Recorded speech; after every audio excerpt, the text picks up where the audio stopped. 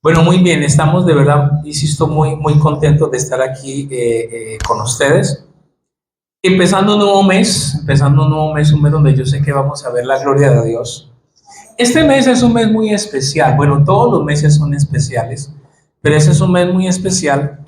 A ver, cada mes, o mejor, cada año, Dios puso en nuestro corazón, puso en mi corazón junto con Marta, que era necesario apartar un mes para reenfocarnos, para no olvidarnos por qué hacemos lo que hacemos.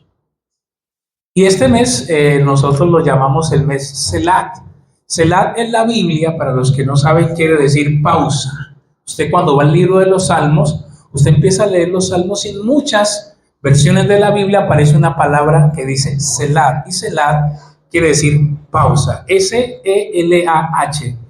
Y eso quiere decir pausa. Entonces hacemos una pausa para recalibrar nuestro corazón con lo que Dios tiene para nuestra vida. Entonces todo este mes hacemos esa pausa y reflexionamos en por qué hacemos lo que hacemos. Yo quiero empezar con una historia que me encontré acerca de, en el año 2009 aproximadamente, un escritor que luego se hizo muy famoso por el libro que escribió. Él escribió un libro llamado Todo empieza por un porqué, a propósito del título del mensaje de hoy. Y en este libro, un escritor, él es de Inglaterra, Simon Sinek se llama él escribe ese libro. Y en ese libro, él escribió un concepto llamado el círculo del oro. Y el círculo del oro no es nada extraño, simplemente él define tres círculos, uno pequeño, uno mediano y uno más grande, donde él dice que la gran mayoría de las personas o las empresas que son exitosas no son exitosas tanto por lo que venden o porque tienen un capital financiero muy grande o porque tienen los medios a favor. Dice él que la gran mayoría, en un estudio que hizo por muchos años de empresas o personas que son exitosas, es porque antes de empezar a hacer algo, lo primero que definen es por qué lo vamos a hacer. Con el paso del tiempo, lo que él hizo en ese libro lo llevó a una conferencia llamada las conferencias TED.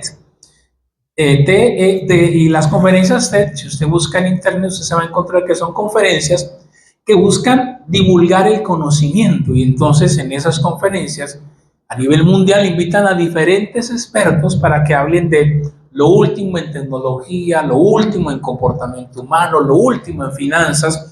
Y él entonces ese libro lo llevó a esa conferencia. Y pues hoy esa conferencia, si usted la busca, conferencias TED Simon Sinek, usted se va a encontrar que es una de las conferencias, se dice virales, porque él habló de un concepto que era revolucionario en ese momento, porque él decía que es importante que las organizaciones no pierdan su porqué, que cuando una organización pierde su porqué, pierde su esencia. Y entonces hizo un estudio donde él dice, por ejemplo, Disney más que parques temáticos, el porqué de Disney, y quiero traerlo, el porqué de Disney es crear felicidad para las personas de todas las edades en todas partes.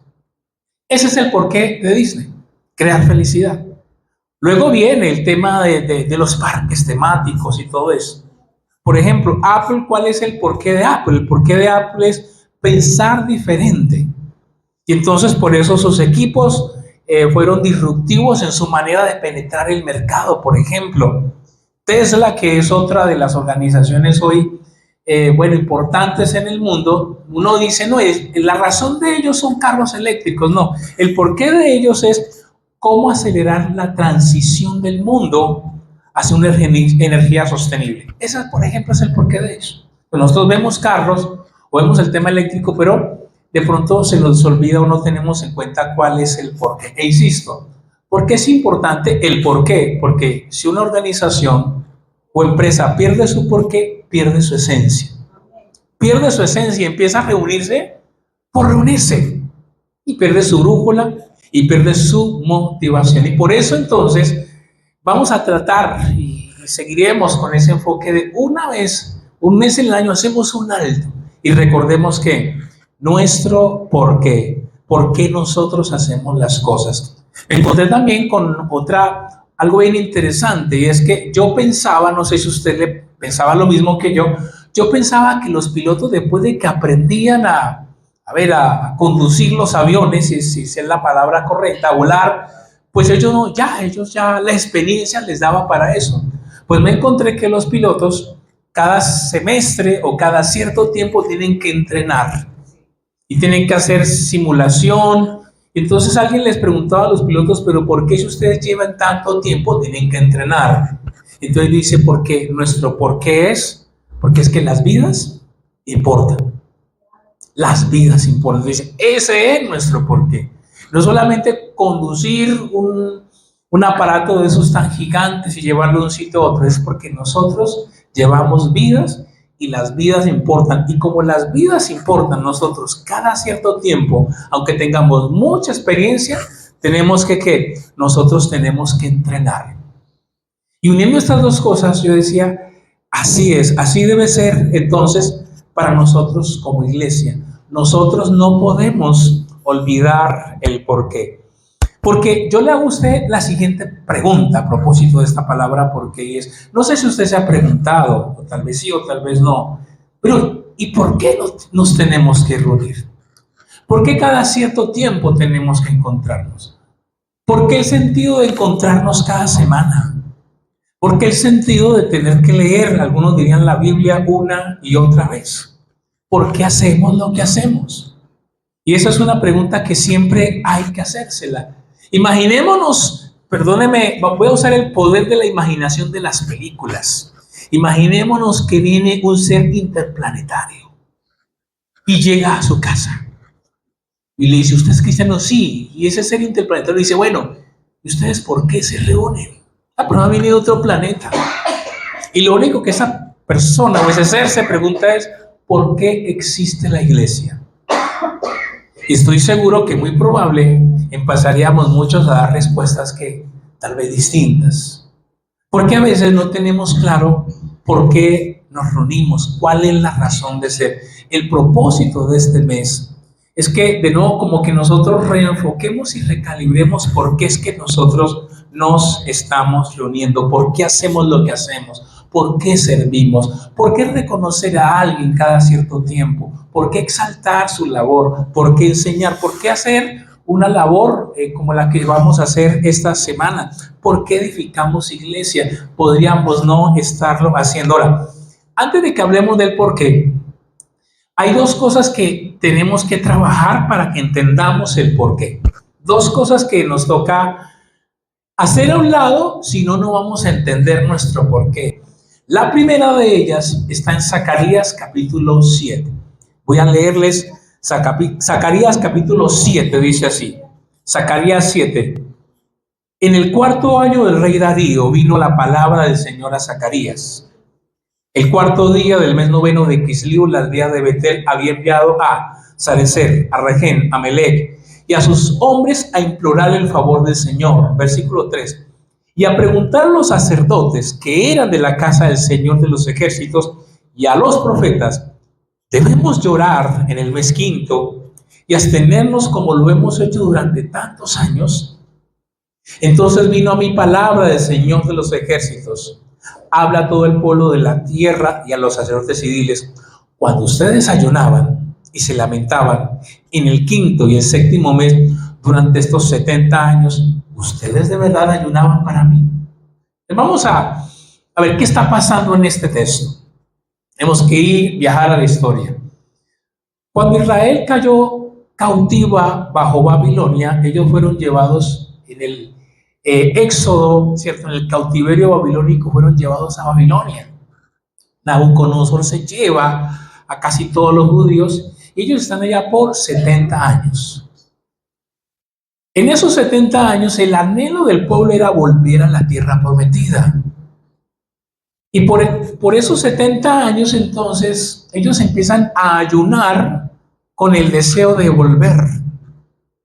¿En qué meses ayunaban? Ayunaban en el mes 5.º y también en el mes 7.º.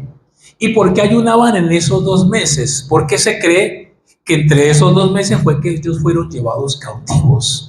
Fue que perdieron su tierra, fueron arrancados de su país. Entonces ellos ayunaban esos 2 meses, quinto y séptimo, añorando regresar.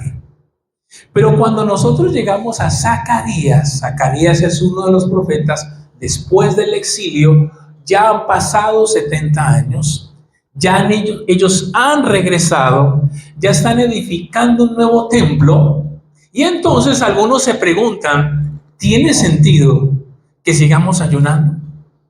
Es la pregunta. Dice, ya regresamos, ya estamos acá. ¿Tiene sentido que sigamos ayunando, sí o no? Y entonces un grupo de hombres van a hacer esa pregunta. Dicen, por favor, nosotros queremos saber si seguimos haciendo el ayuno que hacíamos en el año quinto, en el mes quinto y en el mes séptimo. Y le preguntan, solo que hay una respuesta un poco fuerte de parte de Dios. Porque Dios les va a decir, un momento, cuando ustedes ayunaban para mí. Y aquí surge algo tremendo, porque ellos por mucho tiempo hicieron ese ayuno, pero parece ser que por la respuesta de Dios, en algún momento ese ayuno perdió su esencia, perdió su razón de ser. Diríamos algo del tema, perdió su porqué. Ellos habían seguido ayunando, pero en algún momento por la respuesta que Dios les da, ellos han perdido el porqué. Y Zacarías 7 entonces nos da la pauta para lo primero que tenemos que remover si queremos entender el porqué. Y una de las cosas que nosotros tenemos que remover si queremos entender el porqué como iglesia es una frase que uno le escucha mucho hoy en algunas iglesias. Y es que uno no puede permitir que lo que antes yo lo consideraba santo, reverente, que yo respetaba, un día con los años eso se vuelva algo normal. Una frase lo resume, que lo sagrado no se vuelva común y corriente. Uno de los peligros de la vida espiritual, pero también esto apunta a muchas otras áreas, es que algo que nació con reverencia, con respeto, con el deseo de hacer bien las cosas, con el paso del tiempo, se vuelva algo común y corriente, se vuelva algo normal, se vuelva algo sencillamente que pierda su esencia. Creo que eso es lo que Dios le dice a una iglesia en Apocalipsis capítulo 2. Yo sé que haces esto, esto y esto, pero sabes una cosa, ya no lo haces como antes. Tengo contra ti que has dejado tu primer amor. Y entonces, cuando estamos hablando de volver a nuestro porqué, una de las cosas que hay que derribar y que hay que hacer a un lado es tener cuidado de caer en algo que es muy peligroso. Y es que aquello, insisto, que antes yo lo veía como reverente, como de respeto, se vuelva normal, se vuelva común. Por ejemplo, la Biblia en algún momento se puede volver algo común en nuestra vida. Lo que antes yo iba con el deseo tal vez de leer, Dios me va a hablar hoy, un día si uno se descuida, se puede convertir en un libro más en mi biblioteca. Reunirme, por ejemplo, si yo pierdo el porqué, se puede volver en una costumbre, en una tradición. ¿Y qué hago más el domingo? Pues vamos para allá, para la reunión. Pero el peligro es que si hay otra cosa aparentemente más entretenida, ¿yo qué voy a hacer? Pues coger para otro lado. Porque algo que antes era de reverencia o de respeto se vuelve algo normal. Reunirme con otros, estar en comunidad con otros, se puede volver algo común y perder el sentido de reunirme y de encontrarme con los demás. Por eso la primera cosa que afecta el porqué es cuando yo, aquello que algo antes era sagrado, especial, de respeto, un día ya lo miro como cualquier cosa y entonces pierdo de vista eso. Era lo que le había pasado al pueblo en Zacarías capítulo 7. Ya ellos ayunaban, pero él dice no. Y por eso si usted lee Isaías 58, Dios le hace un llamado a su pueblo. Le dice, mire, ustedes ayunaban, pero es que ustedes ayunan para esto y para esto, pero no para agradarme a mí. Entonces, insisto, una de las cosas más delicadas, más peligrosas es que uno, con el paso del tiempo, uno puede perder el porqué de hacer algo. Esto puede pasar en las empresas, esto puede pasar en las organizaciones, esto puede pasar en las relaciones, esto puede pasar en la pareja, que un día nos olvidemos por qué estamos juntos. Ustedes saben, y yo a veces molesto, y Marta sabe que yo de vez en cuando la molesto, la miro a los ojos y le digo: ve, ¿vos cómo estás conmigo? Ya me cambia y me dice: pues bien. Pero es una manera como o sea, no podemos como que vivir ahí, sino ¿cómo estamos? ¿Cierto? Y entonces ahí hablamos y me dice cosas, o a veces no, pero es tratar, porque uno puede convertirse en simplemente personas que comparten un lugar. Personas que comparten un sitio porque tocó, porque pues mejor es mala conocida, malo conocido, y me acostumbro a eso. Y es exactamente lo mismo, insisto, que puede pasar en la iglesia. Una persona se puede acostumbrar a ir por ir, pero pierde su porqué. Yo por qué estoy, por qué hago lo que hago, y pierde relevancia. Lo segundo que tenemos que hacer a un lado para entender nuestro porqué es que nos toca romper con barreras mentales. Eso es lo segundo que tenemos que hacer. Primero, no podemos olvidar, lo sagrado no se puede volver algo común y corriente. Y lo segundo que hay que hacer es que hay que romper barreras mentales. Para eso quiero que hablemos algo muy rápido. Jesús le dijo a los discípulos: vayan al mundo, lleven el mensaje del evangelio, lleven la esperanza. Pero uno lee el libro de los Hechos, que de paso les cuento, en septiembre retomamos la serie. En septiembre vuelve la serie de Hechos que quedó, o sea, vuelve la otra temporada, tipo Netflix, no lo pierdan. Va a estar muy bueno en septiembre. Volvemos a la serie del libro de los Hechos. Y Dios le dice, o mejor Jesús le dice a los apóstoles: vayan al mundo, lleven el mensaje. Uno lee en Mateo 28, uno lee en Hechos capítulo 1. Pero cuando usted empieza a leerlo, lo leímos en la serie, lo estudiamos, al principio los apóstoles no era que querían ir al mundo. Porque para los judíos, el judío rechazaba al extranjero, llamado gentil para ellos. Hay estudios, hay un libro que se llama Usos y Costumbres de las Tierras Bíblicas de los Judíos.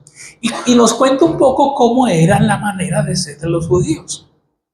Por ejemplo, para un judío era horrible entrar a la casa de un extranjero. Era inmundicia. Les cuento, por ejemplo, se dice que si una mujer estaba embarazada y le pedía a un judío, a ver, una mujer gentil extranjera, le pedía a un judío que le ayudara, el judío no le ayudaba, porque decía: no voy a ayudar a traer a otro gentil. Esa era la filosofía del judío. Si un extranjero llegaba a la puerta de un judío, el extranjero se tenía que quedar afuera o el judío salía. Y había cualquier cantidad de cosas, barreras mentales, que ellos tenían para llevar el mensaje. Por eso los primeros capítulos de Hechos, ellos no quieren salir a llevar el mensaje, porque ellos tienen una barrera mental. Pero en Hechos capítulo 10, anótelo como referencia, va a suceder algo especial. Cornelio es un oficial, pero Cornelio es un hombre de oración, es un hombre que también es generoso para dar. Y un ángel le dice a Cornelio: Cornelio, tus oraciones y tus ofrendas han subido delante de Dios. Manda a unos hombres a que traigan a Pedro. Y Cornelio manda por Pedro. Al mismo tiempo, tipo película, Pedro está en un lugar, sube a orar, dice, a la terraza, y cuando está orando, dice que él ve una visión y un lienzo se abre con pura comida. Dice que había de todo, incluyendo comida santandereana, dice por ahí.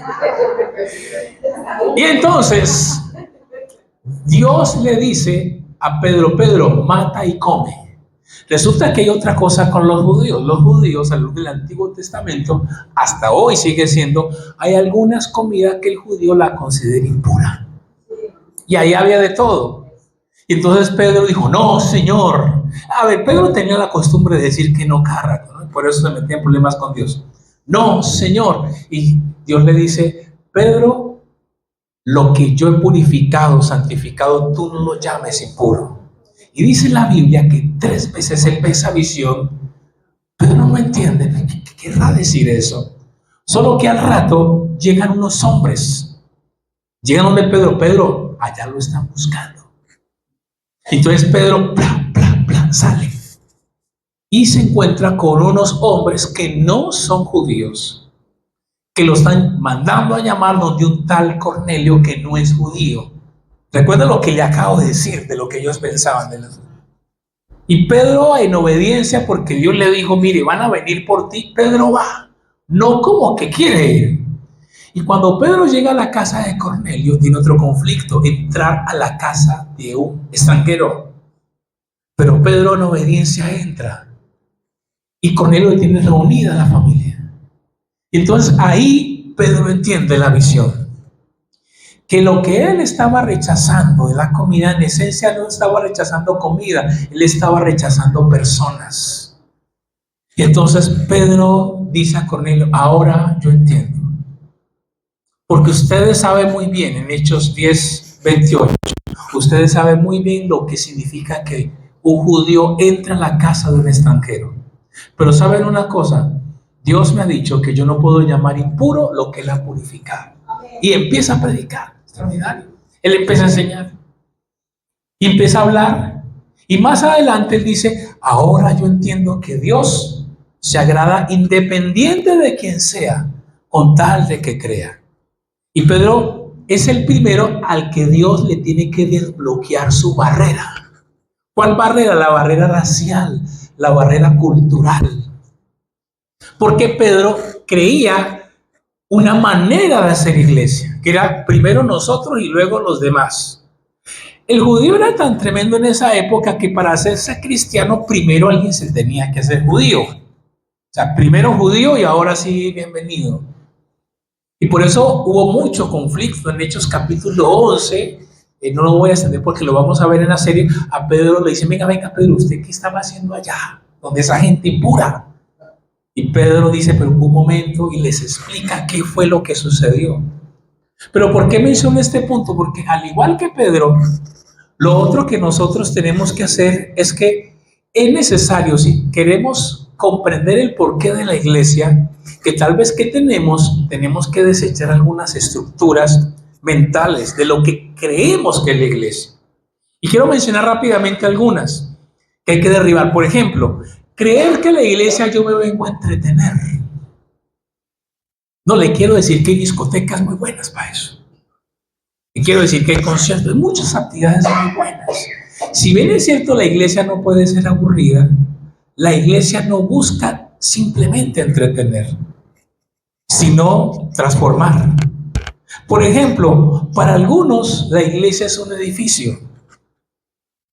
La iglesia es un edificio. Entro aquí, estoy en la iglesia, salgo, estoy fuera de la iglesia. Pero la Biblia dice que la iglesia no es un edificio, que la iglesia son personas. ¿Sí? Entonces, esas son las cosas que hay que empezar a desbloquear. Por ejemplo, tenemos que desbloquear que la iglesia es para los santos. Yo tengo que estar bien para ir a la iglesia. Cuando la Biblia dice todo lo contrario, la iglesia es un hospital. La iglesia, todos estamos aquí con cosas por sanar, con cosas por mejorar, ¿cierto? Aquí estamos con problemas, con dificultades. Me voy a, porque es que no es iglesia, es un poco hipócrita. En otra iglesia usted va a encontrar también gente rota, mal, con problemas. Otro concepto que tenemos que desbloquear es que a la iglesia yo vengo a recibir. Y si bien siento yo recibo, en la iglesia yo también vengo a servir. Si ve que al igual que Pedro hay cosas que tengo que... Pedro creía que la iglesia de una forma, pues le dice, no, Pedro, no. Hay otra gente que hay que salvar. Por ejemplo, esta es muy delicada, porque algunos creen que la iglesia es como una tienda. ¿A qué voy con esto? A una tienda uno va y si no me gusta lo que hay, yo voy a otra tienda. Y si bien es cierto, hay iglesias que uno dudaría de si son iglesias o no. Hay un gran peligro que a veces uno se encuentra con muchos cristianos. Yo los llamo cristianos flotantes. Y es, ¿flotan de qué? De iglesia en iglesia. Así. Llegan a un y, ay, no me gustó la silla. Se van para otra. Ay, no me gustó porque me miran abajo. Y así se la mantienen. Porque para ellos la iglesia es una tienda. Cuando la iglesia, señoras y señores, es una familia. Y en una familia, si usted se parte de una familia, ¿hay de qué? Hay de todo. Hay de todo. Y además una familia, pues uno no la abandona. Salvo, insisto, que la iglesia entre en errores serios de doctrina. Entonces, yo por eso nos hemos encontrado con personas que flotan de un sitio a otro y nunca maduran, nunca crecen, porque son flotantes, porque ven la iglesia como una tienda. Ay, esto no me gustó. Ay, esto no. Y entonces no avanzan en su vida. No avanzan, no logra ver lo que Dios tiene para nosotros. Bueno, la iglesia es una familia. Y como familia hay de todo. Algunos buenos, otros no tan buenos, algunos con menos o más problemas, pero aquí estamos juntos avanzando. O finalmente algunos ven la iglesia como tengo que ser perfecto. Y la verdad es que la iglesia es un lugar de pecadores en proceso de transformación. Ninguno, ni siquiera yo que pues hago las veces de quien está acá al frente para ir. Ninguno. No es un lugar, ¿cierto? Para que entonces somos aquí los perfectos y los santos. No, aquí todos estamos en un proceso de formación, en un proceso de mejoramiento. Entonces, estas dos actitudes hay que desecharlas. Si queremos entender el porqué de la iglesia, tengo que volver a la esencia. Lo santo, lo sagrado no se puede volver común y corriente. Y dos, tengo que derribar mis esquemas. Entonces, vuelvo a la primera pregunta que les hacía al inicio. Si alguien viniera de otra parte del mundo y dijera, hola, quiero preguntarte, ¿qué es la iglesia? Hemos estado siguiendo y vemos que tú cada fin de semana vas a un lugar. ¿Qué es la iglesia? ¿Qué diríamos? Y yo creo que la mejor manera de preguntarnos o de responder esa pregunta está en la Biblia. ¿Qué es la iglesia? Mateo 5, del 13 al 16, un pasaje muy conocido. Ustedes son la sal de la tierra. Dice el 14, ustedes son la luz del mundo. ¿Por qué la iglesia? ¿Qué es la iglesia? La iglesia es un sitio donde somos sal. Yo sé que eso suena muy evidente, pero eso siempre hay que estarlo recordando. La iglesia es un sitio donde estamos llamados a ser sal. Mateo 5, 13 al 16. ¿Por qué la iglesia? Porque la iglesia es la sal. Si usted recuerda, uno de los usos de la sal en su momento era para preservar lo que se estaba dañando. Y aplicando esto al mundo, el punto cuál es, esto suena un poco fuerte, pero es bíblico, porque es lo que estamos leyendo. El mensaje es, el mundo se está pudriendo, pero la sal tiene que estar ahí para tratar de prevalecer y cuidar. Por eso somos iglesia, por eso hacemos iglesia, por eso deben existir todas las iglesias de todas las denominaciones, porque tenemos una función, que el mundo no esté peor. Que el mundo no esté peor. Por eso la iglesia, para preservar. Porque el mundo se está pudriendo. Y si usted medio mira las noticias, usted puede decir, oiga, sí. Uno lee unas cosas que uno dice, Señor. Dos, ¿por qué la iglesia? Porque somos luz. ¿Y por qué somos luz? Porque el mundo está en tinieblas. Porque el mundo se está oscureciendo. Por eso tiene que existir la iglesia. Grandes, pequeñas, todo tipo. Porque el mundo necesita luz. Y como dice al final del 16, así brille la luz de ustedes delante de los hombres, para que vean sus buenas acciones. Esto que se va a hacer en esta semana no es para vanagloria de la iglesia, de ir a llevar algo a unas personas. Mire, nosotros por el tamaño de la iglesia podíamos decir, no podemos hacer esto. Cuando estemos grandes y vamos. Pero es que la Biblia dice que la gente tiene que ver nuestras buenas acciones. Tiene que verlo. Entonces, ¿por qué existe la iglesia? Para que la gente vea. La gente vea las buenas acciones y entonces dice, glorifiquen a Dios que está en los cielos. ¿Por qué la iglesia? Por esto. Por eso. Ahora, es importante el tema de la sal. Ya lo he dicho en otras ocasiones. Mire, la esencia, si yo tomara aquí un vaso con agua y quisiera echarle sal porque quiero salarlo un poco, la esencia de la sal es que la sal se quede junta o se esparza. Se esparce. La sal cumple su función cuando se esparce, no cuando está junta. Es más, si usted coge un pedazo de sal, ¿cómo se llama? Un terrón, sí, así se llama, un pedazo, y usted lo mueve y dice, uy, Dios mío. Porque usted, o sea, es como que le salga un pedazo de sal en la comida, así como un pedazo, sabe feo. Entonces aquí viene la palabra, y el mensaje es, nosotros nos unimos el domingo, pero es para equiparnos. Pero la esencia de la sal es esparcirnos. Y para nosotros, por ejemplo, la razón de los grupos. Domingo nos equipamos, pero es un error que la iglesia se quede unida en ese sentido. Porque sabe feo. La iglesia tiene que expandirse. Por eso la iglesia tiene que ser como el corazón. Si se queda así, se muere. Sería la opción más cómoda. No los del mundo que se vayan al infierno. Nosotros acá. No, pero no puede ser así. Porque la Biblia dice que somos sal, pero para eso. Claro. Segundo, ¿por qué la iglesia? Rápidamente. Estamos ya entrando. ¿Por qué la iglesia? Dice, este texto a mí me conmovió cuando lo leí, les confieso. Primera de Timoteo 3:15.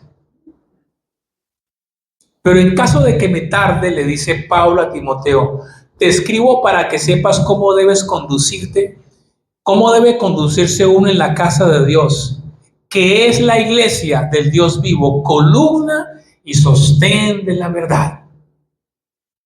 Lo segundo, el porqué de la iglesia, porque la iglesia, aunque suene evidente, es la casa de Dios. Esta es la casa de Dios. Y como es la casa de Dios, todo gira en torno a Él. Él es el centro, Él es la razón de ser. Esto no se trata de la iglesia del pastor Farley, no es así. Nosotros estamos aquí por su gracia. Soy muy consciente que no somos los mejores para estar al frente. Porque esto no es nuestra capacidad. Porque es la casa de Dios, porque esto es de Él. Porque estamos tratando algo con mucho, mucho más grande que lo de nosotros. Porque estamos ocupando una función. Entonces la iglesia es la casa de Dios. Y lo otro me parece más tremendo. Dice, porque la iglesia es columna y sostén de la verdad. Y yo entendí una cosa con esto. Respetuosamente respetamos las organizaciones. El gobierno puede colapsar, el gobierno podrá mentir, la empresa podrá mentir, la ciudad, la casa puede haber mentira, pero hay un sitio donde no puede haber mentira, la iglesia. No puede haber eso. No puede, si la iglesia cae en eso, esto se vuelve un negocio.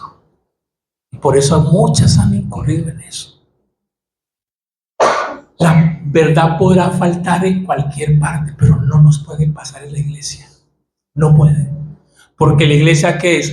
Columna y sostén de la verdad. ¿Qué pasa si la columna se viene abajo? Mire, familia, si la iglesia cae, cae la verdad. ¿Usted se imagina lo que es eso? Y eso es lo peor que le puede pasar. Porque si cae la verdad, entrará, y no puedo adornarlo de otra manera, entrará la inmundicia en la sociedad. La corrupción no tendrá quien la detenga. Por eso es que la iglesia es tan atacada. Porque la iglesia es columna y sostén de la verdad. Por eso cada predicación, cada reunión, cada cosa que se hace, la iglesia está levantando una bandera, la bandera de la verdad. Qué alegría ayer. Yo tenía una cita médica y no pude participar. Hasta luego me la cancelaron. La marcha que hubo acá y otras que se están dando a nivel nacional. Sí, porque la iglesia es columna y sostén de la verdad. Y si no hay verdad, entra la mentira, entra el engaño.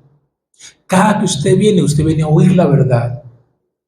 Cada que usted cree, usted viene a creer la verdad. Cada que usted viene a vivir la verdad. Y usted viene a transmitir la verdad. Por eso esto es el porqué de la iglesia. Así ve que cuando uno entiende eso, dice, nos reunimos para otra cosa. Entonces uno va entendiendo para dónde vamos como iglesia. Tercera razón, ¿por qué la iglesia? Y si la anterior no me llamó la atención, esta me sorprendió muchísimo. Es un pasaje teológicamente muy profundo. Dice Efesios 3:10: de este modo, la infinita sabiduría de Dios puede ser dada a conocer ahora por medio de la iglesia. La iglesia transmite la infinita sabiduría de Dios. Pero ¿sabe a quién le dice este texto?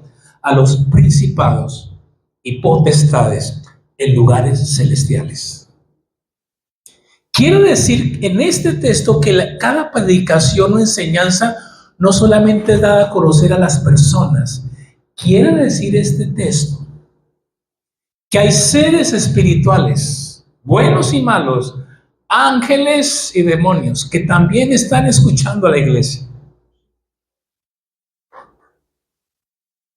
Cada enseñanza, cada predicación, cada mensaje, el apóstol Pablo, dicen los teólogos, corre un velo para decir, sí, la escuchan los seres humanos, pero también lo escuchan seres espirituales. Mire, rápidamente, el viernes, en el tiempo de oración de la mañana, empecé yo a tener problemas con la transmisión. Y les confieso, estuve a punto de cancelar la transmisión. Porque el internet casi siempre los viernes molesta más que otros días. Y empezamos, yo estoy a punto de decir, voy a decir que no hay transmisión. Pero luego dije, Señor, no importa. Porque claro, la conexión, la gente en internet fácilmente se desconecta. Y la gente se empezó, y un mundo en que dije, ya hay 14 personas o equipos conectados. Cuando suelen haber 30 o más, pues no importa, con esos vamos a seguir. Y yo empecé, y seguimos orando, y empezamos a orar. Y a reprender y a muchas cosas. Cuando se acabó el programa, alguien de aquí de la iglesia me llamó y me dijo, en ese tiempo, cuando usted oró de tal manera, yo empecé a sentir náuseas. Y creo que Dios hizo una liberación en mi vida. ¿Sí, mi familia? Porque la predicación, la enseñanza, los tiempos de oración mueve el mundo espiritual. Yo dije una cosa, ¿qué tal que yo hubiese parado la transmisión? Porque estuve a punto de hacerlo. ¿Qué tal que yo hubiese dicho, no la hagamos porque el internet? Luego entendí que el enemigo, ¿cierto? Para que no avance. ¿Por qué? Porque dice Efesios 3:10 que la iglesia transmite la sabiduría. Para mí esto es la primera vez que yo lo veo así. No solamente a seres humanos, hay un mundo espiritual que ve qué es lo que está pasando. Por eso entonces uno entiende esto. Esto no se trata de una agenda personal. Esto se trata de que estamos haciendo algo mucho más grande que nosotros. Y como estamos haciendo algo mucho más grande que nosotros, que le pertenece a Dios, por eso a veces uno tendrá que decir no a ciertas cosas. ¿Y qué le parece si tal cosa? Si eso no se ajusta a lo que Dios quiere, no, ¿cierto? En estos 7 años de plantar la iglesia, en el camino nos hemos encontrado con personas que llegan y dicen, yo recuerdo rápidamente, hace algunos meses llegó alguien acá, su familia, Digo, pastor, yo tengo tanta experiencia, tengo tanto conocimiento. Yo sé que usted necesita pastores.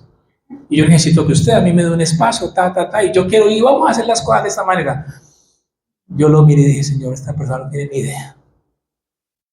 Le mira, gracias por tus ofrecimientos. Creo que puede haber otra iglesia para ti. Aquí estamos en este proceso. Y si quieres empezar, bienvenido, pero vive el proceso. Ese del complejo de paracaidista, yo caigo. Eso no existe, vive el proceso. Y además usted tiene que esto y esto y esto. Y dijeron, gracias, Dios te bendiga, pero yo creo que tal vez esta no es tu iglesia. Como conoces tantas iglesias, te invito a que busques una que se ajuste a eso que tú quieres. Y uno vive con esa tensión, ¿cierto? De fácilmente uno ceder, pero es que esto no se trata de agendas personales. Esto no se trata de, esto es lo que yo quiero y entonces yo quiero seguir aquí. Esto se trata de Dios. Y por eso uno tiene que ser muy cuidadoso con eso. Porque quiero decir celoso, porque la iglesia es esencial en un propósito más grande que nosotros. Y quiero finalizar para que oremos. Dice Hechos 20:28. Pablo le dice en una despedida, tengan cuidado de sí mismos y de toda la congregación en medio de la cual el Espíritu Santo les ha dado. Hechos 20:28. Les ha hecho obispos para pastorear la iglesia de Dios. Ojo con esta frase, la cual Él compró con su sangre. La iglesia, ustedes y yo, somos personas compradas por sangre. Por eso esto es tan serio. Tal vez algunos van a diferir de lo que yo voy a decir, pero lo hago a la luz de la Biblia. Siempre hemos escuchado que la institución más importante de la sociedad es la familia. A la luz de este texto, la institución más importante es la iglesia. La familia es muy importante, pero la institución más importante es la iglesia. Si usted quiere saber, ¿sabe qué es lo que Dios más valora de la tierra? La iglesia. Por eso va a venir por ella. Como dice la Biblia, la valora tanto que murió por ella y va a venir por ella. Porque la gente son personas compradas por sangre. Por eso Dios nos guarde a nosotros. Y respeto mucho y digo, Señor, cuando uno escucha iglesias o pastores que manipulan a la gente, que comercializan con la gente, que ven y trae para que el Señor y tal cosa y la otra, estamos tratando con lo más delicado del Señor. La iglesia es lo más valioso. Yo entender esto dije, uy, Dios mío, estoy tratando con lo más valioso de Dios, la iglesia. No es el gobierno, no es la empresa, aunque la familia es muy importante, no es la familia. Para Dios es la iglesia, porque son personas compradas por sangre. Su vida vale demasiado. Nosotros como iglesia vale. Entonces, quiero invitarles a que nos pongamos en pie. Y con esto quiero darles la bienvenida a nuestro mes Selah. El mes donde estamos recordando por qué hacemos iglesia. Vamos a orar. Vamos a darle gracias a Dios. Cierra tus ojos y juntos entreguémosle este tiempo a Dios. Padre, gracias. Gracias, Señor, por este tiempo. Gracias, Señor, por esta mañana. Gracias